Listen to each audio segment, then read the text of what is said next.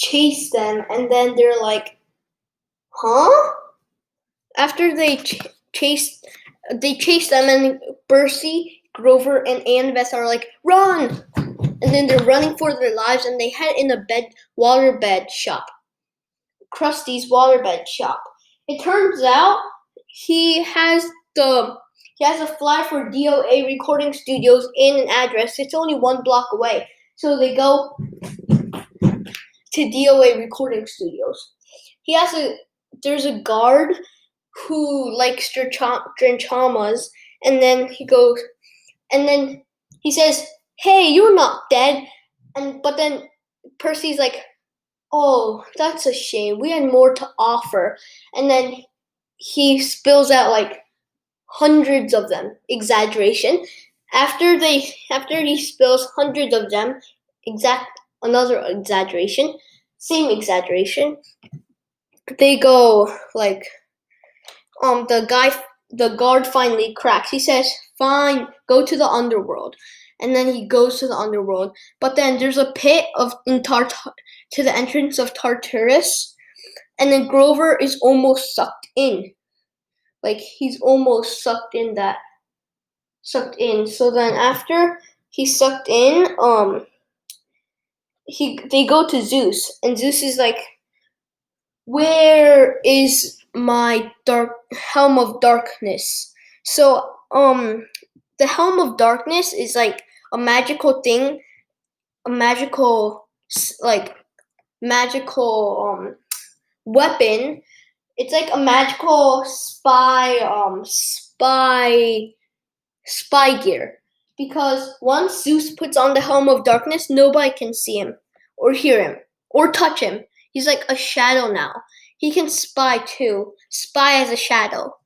So then you don't know if Hades is watching you right now, because the helm of darkness, he can always be a shadow, but you can't hear him, see him, or touch him. And then he does that, and he's like, "We don't have the helm of darkness. We just came for the master bolt." And then he's like, "You already have the master bolt. I know." What? Oh yeah. PERCY's like, I came for the master bolt, and then he's like, "I don't have the master bolt. You do. Check in your backpack." And then he's like, "I don't understand." "Oh, you understand." And then Hades like, "Oh, you understand perfectly. You came to bargain with your mother for your mother." And it goes like this, and then there's like a golden ball of light, right? And then the golden ball of light goes like shing, shing, shing. And then PERCY's mother comes out. And then Zeus is like, Hades is like, "You cannot have her until you give me the bolt." But then he brings out the 3 pearls, and he's like, "Oh, that's a shame. You only have it for 3 of you. You can only bring 3, not 4 of you." So then PERCY's like, I'm sorry, mother." And then he hands one to Annabeth and Grover, and then they all smash like the pearls like in with their feet. It's more like this. And then they're like goes like this, and then Zeus calls some guards, and then they shoot him. But then just bullets and arrows and the spears bounce off harmlessly, and then they go up, up, up through the sea, through the underworld, and then they go into the sea. After they go into the sea, the storm has begun. It begins at midnight, but then it's starting to begin. The gods pick their sides and everything. So then they go like tung, tung, tung, tung, tung, tung to the Empire State Building. No, they actually fly to the Empire State Building. But there's a risk. Zeus might shoot them out of the sky. but they survive anyway because Zeus doesn't shoot them out of the sky. And then they go to New York City and then go to the 600th floor of the Empire State Building. There's not really a 600th floor in the Empire State Building. It's just that it's like a secret entrance to Olympus. And then they go. Oh wait, no. First, they fight Ares because Ares is the one that gave them the backpack, and then the backpack, it's connected. So then the backpack has like a thing. So then after they like, so then it's connected to the backpack. That's why Percy had the lightning bolt, even though he didn't know it. So then they fight Ares, and then Percy wins, right? So after, they fly, and then they go to 600th floor to Olympus, and then he goes like, wait. Percy's like, wait, I have it, the lightning bolt. And then Zeus stretches out his hand, and then it goes like chink, and then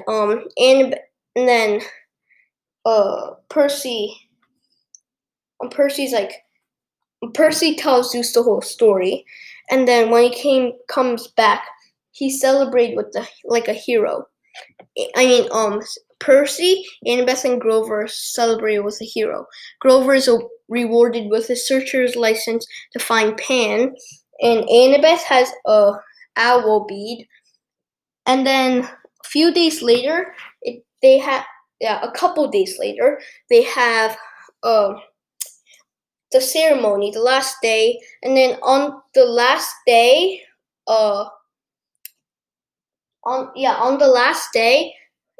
Luke says, I'm going to practice with you.